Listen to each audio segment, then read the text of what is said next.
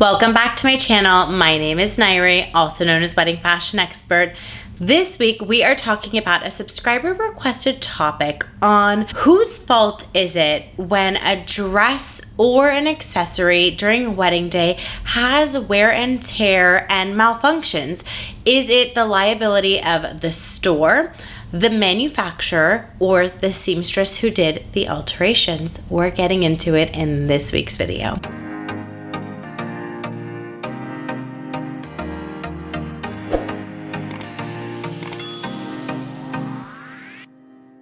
Before we dive into this week's topic, please be sure to subscribe to my channel, give this video a thumbs up, drop me a comment below, let me know if there's a particular video topic you'd like me to create a video on.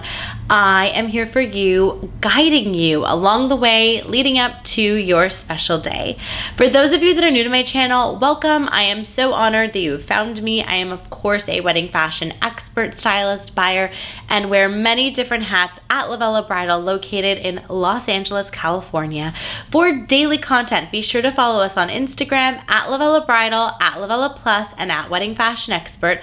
Don't forget to hit the follow button on TikTok at LOVELLA Bridal and at Wedding Fashion Expert as well. This week's topic was inspired by a subscriber. This subscriber wrote in asking because she's already had her wedding and the dress had wear and tear as she wore it. Malfunctions happened. She's not happy with how the photos came out, and she wants to know who's responsible, who's liable in this scenario when malfunctions happen on wedding day. This does happen. This is reality. It is something that is always a possibility. And the truth of the matter is, it's really no one's fault. You could choose to blame the manufacturer, you could choose to blame the seamstress, you could choose to blame the store. But the reality is, when you picked up the item, everything was great. We try it on you, we fit it to you, everything works well.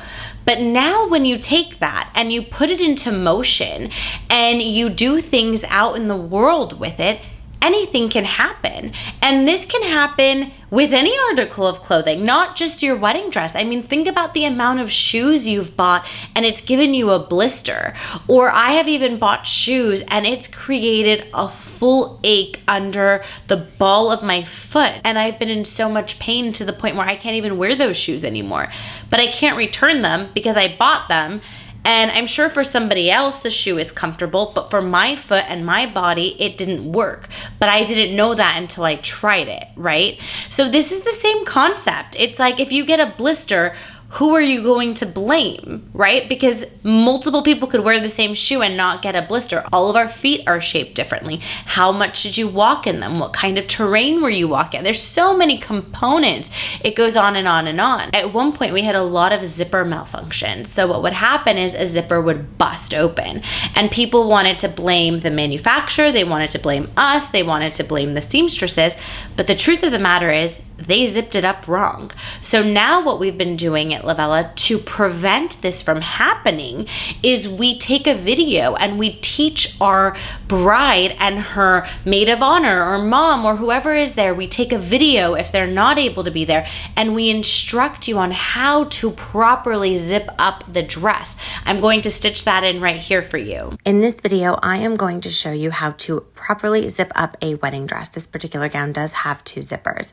I am on the right side holding the zipper close together, while the second individual is adding tension by holding the bottom of the zipper and slowly zipping up. Here I am doing the hook and eye. You'll notice that the back skin of this bride has been pushed together because the dress is tight. I will show you what to do with that.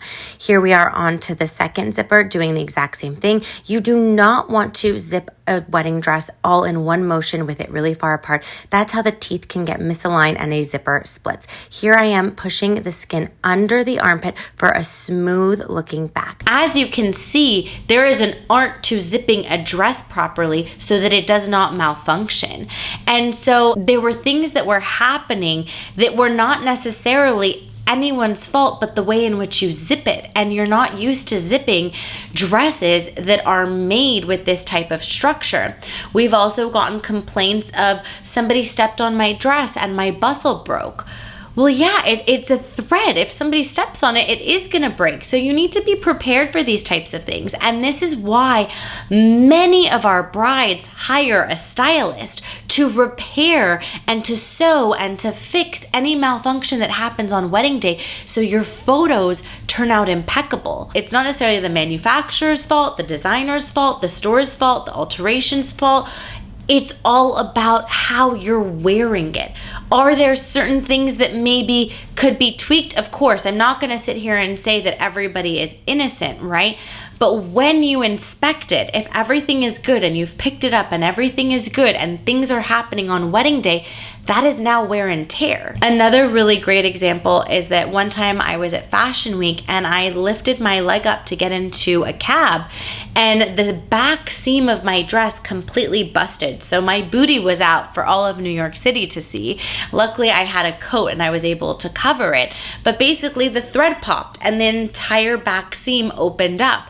That's because I opened my leg and I pulled it. I pulled the fabric too far apart. I can't blame the manufacturer for sewing it wrong. It was sewed properly. My action of what I did caused it to split. And I have zipped many dresses up where the zipper split, because if the zipper is far apart like you saw in the video and you just go to zip it up, it's going to get off track, and that's how a zipper splits. We've all done it. So the same thing can happen in your wedding dress.